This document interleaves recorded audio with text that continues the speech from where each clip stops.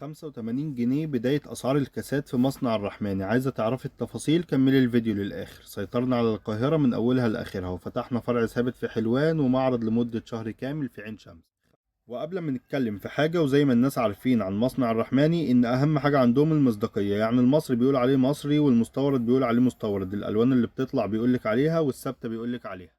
بالنسبة بقى للسعر، فطقم الكاسات في مصنع الرحماني بيبدأ من 85 جنيه لحد 1400 جنيه، كل الأسعار بينهم موجودة. وطقم الشربات بيبدأ من 190 جنيه لحد 3000 جنيه، كل الأسعار بينهم موجودة. طقم المية والشاي والقهوة بيبدأ من 220 جنيه لحد 1600 جنيه، كل الأسعار. فأنت هتخش الرحماني هتشوفي حاجات جديدة، هتلاقي الكاسات بكل أنواعها، وطقم الشربات كمان، وطقم المية والشاي 6 قطع و12 قطعة و18 قطعة و24 قطعة. هتلاقي اطقم القهوة والجيلي والخشاف، وكل حاجة بتفكري فيها هتلاقيها وأحسن. بالنسبة بقى للتشكيل، فأنت هتخش